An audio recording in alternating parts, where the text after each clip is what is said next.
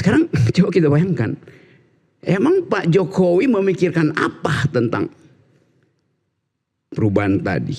Nerima atau bikin counter attack, paling enggak counter balancing gitu. Ya.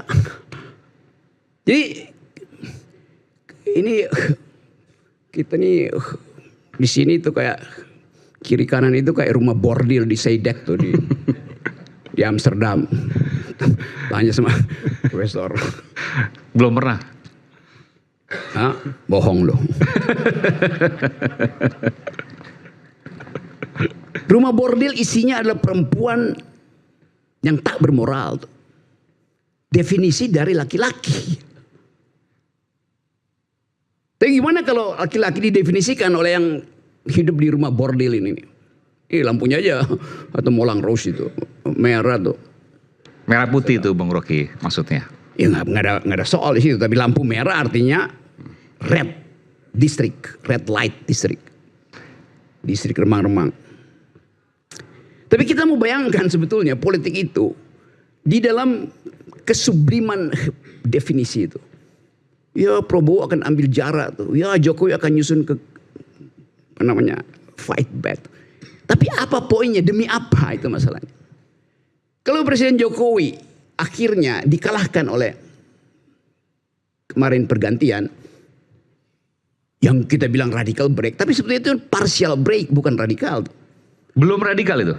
Ya orang menganggap itu bagian dari seri. Tapi yang saya maksud radical break artinya satu kali dalam satu kesempatan terjadi perubahan kualitatif di dalam kabinet dan dalam ide pemerintah. Presiden Prabowo bisa bikin berkali-kali reshuffle. Tapi itu penjumlahan dari partial break. 1000 partial break digabung itu bukan radical break. 1000 bajai dijejere itu bukan mercy. Kan orang nuntut itu.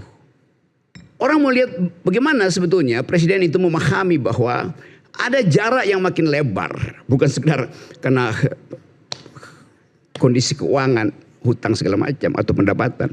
Jarak yang makin lebar antara sebut aja aturan elite, rulers rule, aturan elit, dan people's value. Antara rules dan value. Rules itu Anda bisa lihat, Anda bisa baca. Tapi value itu Anda nggak bisa baca tuh. Nah sekarang kita lihat bagaimana people's value itu menjalar perlahan-lahan. Creeping revolution lagi jalan tuh. Ini yang tidak bisa dibaca oleh Presiden Prabowo. Karena itu dia cuma melakukan partial break.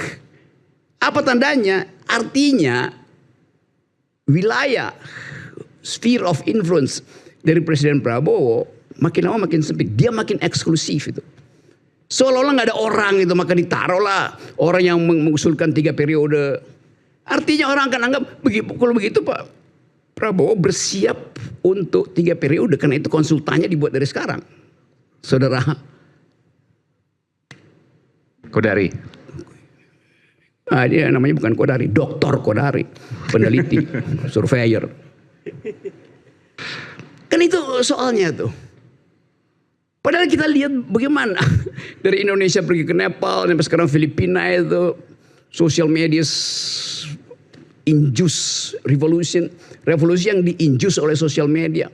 Mampir ke Timor Leste. Itu akan berlangsung terus apa enggak? Pasti berlangsung. Karena ini semacam roh absolut dari Hegel yang lagi menari-nari di atas dan ingin turun. Di mana dialektika itu bisa dihasilkan secara maksimal? Ya di Indonesia. Kita mau coba deteksi itu tuh. Apa yang akan terjadi tuh? Kalau keadaan seperti ini, soal ekonomi macam-macam tuh, social unrest ada di mana-mana tuh. Harusnya ada bara di bawah. Bukan sekedar bara, itu neraka di bawah kita tuh. Dan kita berupaya untuk tahan gak masuk neraka tuh. Yang gak masuk neraka gak apa-apa, tapi kalau masuk sungai lebih berat daripada masuk neraka. Cemplungin ke sungai lebih politisi dicemplungin ke sungai itu akan diingat seumur hidup. Tapi kalau politisi dicemplungin ke neraka ya udah itu memang nasib dia kan. Nah kalau ada menteri dicemplungin ke sungai Lalu ide itu kemudian muncul setelah evaluasi 1 tahun. Oktober nanti Presiden Prabowo 1 tahun. Itu pasti akan ada evaluasi itu. Termasuk mengevaluasi kampanye pseudo campaign di tadi pagi di sidang PBB yang isinya adalah ya memanipulasi opini publik. Sekedar itu bocoran dari diaspora mulai muncul dan itu akan dimakan lagi sebagai isu kan. Kalau itu mulai berlangsung pemanasan itu tuh, karena tidak ada satupun keterangan yang masuk akal bahwa Presiden Prabowo betul-betul mengucapkan semacam janji bahwa akan ada iklim demokrasi baru di Indonesia. Saya nggak tahu kalau dia pulang, dia mungkin mampir ke Belanda dulu atau ngomong dari Belanda. Akan ada iklim demokrasi baru ke depan. Yes, Maksudnya? kan itu orang tanya. Lo kan ini pertanyaan umum di sidang PBB semua, walaupun tidak diucapkan. Apalagi kalau tidak diucapkan artinya tidak ada komunikasi dengan civil society global kan. Maksudnya gerakan-gerakan yang sekarang kita lihat di Milan, di itu yang Nepal. Ya iya itu. Kan di forum internasional yang mestinya Prabowo deal sesuatu di situ tuh. Bahwa Indonesia tidak akan jadi Nepal.